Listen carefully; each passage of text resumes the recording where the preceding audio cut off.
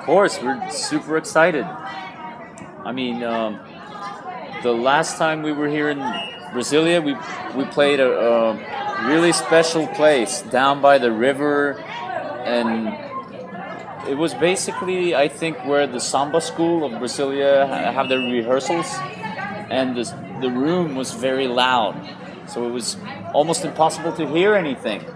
And there were maybe, I don't know, very few people at the show. And then some people liked it and they want us to come back, so we're very excited and we're glad to be back. Wild bird fly in, sing a song I can capture, now make I think so. I think the climate and the weather really affects people, and people, of course, that are the music. So I think for us, Brazilian music, we love it because people from Brazil, they seem so happy. And we're basically sad where we're from because it's dark and cold. So if you look at the art that's been made in Norway, a lot of it, it's about angst and fear, and I think that's really refreshing for you guys. So I have a feeling, some Brazilian guy, I can't remember who, told me like Brazilians can't really rock because they're too happy. But when you watch them do the samba or other stuff, it's perfect. And yeah, so I mean, all these things, they matter, and that's why it's exciting to travel and exchange cultures, I guess. It's about Isabel coming to the end of the road. I love a lot of the old bossa nova and samba stuff. I've been a fan of, especially Vinicius de Moraes, Elis Regina. I like Caetano, and tons of people. I mean, I could go on forever. Baden Powell, Gilberto Gil, all these people. Maybe my favorite is Cartola and Nelson Cavaquinho.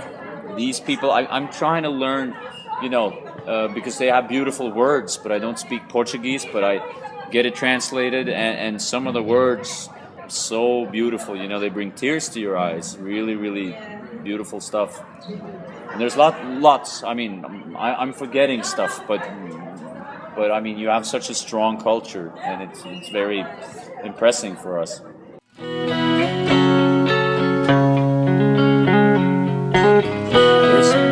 There's so many good bands, and I mean, just if you look at jazz, the jazz scene is very strong, and I would mention, guys like Jaga Assist, Nils Petter Molvær, and you have Jan Garbarek. There's all these people who used to record for ECM. There's a folk musician that's on our new record called Sinikka Langeland. Very, very beautiful stuff. You should check it out. There's also this band. They sort of mix the old Norwegian folk music with rock. They're called Valkyrien All Stars. They're really good. There's lots of good rock bands. My friends are going to be angry. I always forget stuff, when I start talking about music. But bands you should check out. Motorpsycho is a very good rock band. There's lots of good black metal if you like that stuff. I mean, that started in Norway. That's a strong scene. And, Turbo Negro is a very good punk rock band. Susanne Sundfør. You just have to stop me. There's lots of good stuff.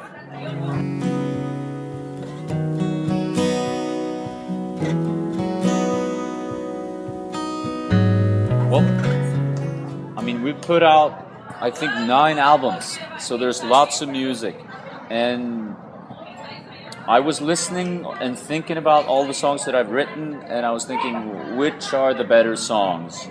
And I think the most interesting thing that we do, some of the guitar riffs and some of the songs have a strong folk music influence, which I guess the old Nordic folk music, they use a lot of fiddles and they have sub strings, and it has a lot of the same note ringing through the whole song. You know, it's sort of and it makes it sound a little scary, a little, you know, it's a special sound.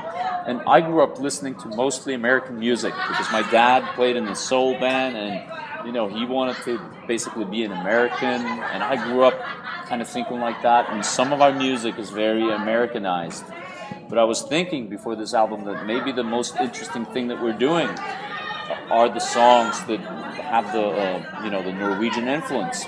So that's been in my mind, and getting these fiddle players and Sinikka to join us, I think might help bring that element. And you know, I lived in Los Angeles for many years, and I realized that, you know, for those people, they're not so interested in, you know, a Norwegian band playing Southern American rock. They want to hear, where are you guys from? What do you got? And that's what we're trying to do.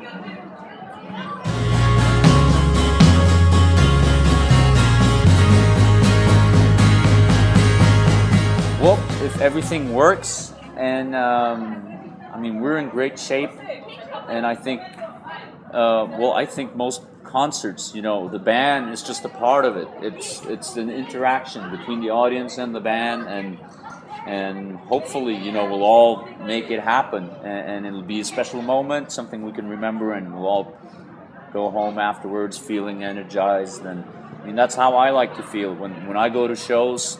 Sometimes I just, you know, that energy stays with me for days, and you know, I wish that will happen. Hopefully, I mean, we'll do our best to achieve that.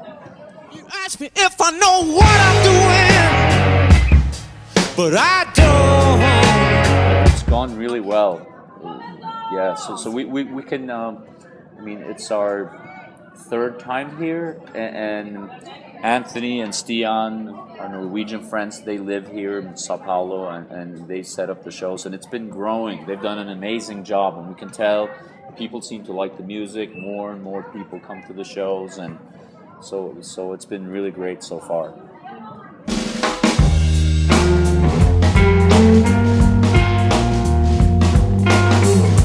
Well, that's an interesting question, because I'd be tempted to mention maybe the one where there were, you know, more people, or like a famous venue. We played some nice places in London and in, you know, big cities. But to be honest, the most important thing is, you know, it could happen anywhere, in the weirdest little town on an island outside of Norway, or, you know, it could happen on the countryside of Latvia. It's all about when the energy is right. You don't need 150,000 people. It could be 12 people, and if they feel it, and magic happens. That could be anywhere. And I'm trying to think of one of those shows. I mean, we've done some really weird shows.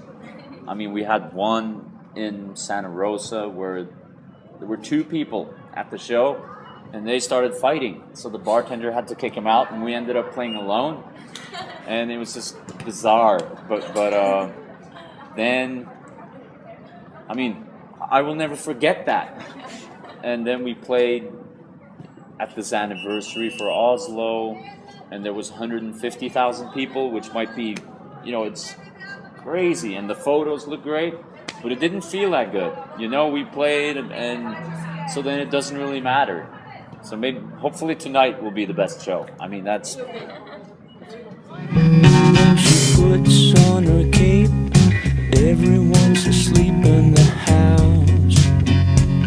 That's great, because it was organized extremely well. I mean, he's played so many shows, and he's such a star, so it was really easy.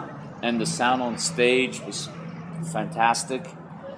And in a weird way, it didn't feel like playing a show, you know, because they bring their own cooks, and they have a little living room, and he came in there, he's like an old mellow guy, and he's like, hello guys, and he's eating, and, you know, some of the best musicians in the world. But it was just a very strange experience. I mean, it was fun for us to play, and they watched us, and they said we were good, stuff like that. But yeah, But it's such a different ball game. You know, we're used to smaller clubs, and people are usually excited. You know, in sort of our league of showbiz, whereas these people, they were, you know, how can I explain it? It was just different.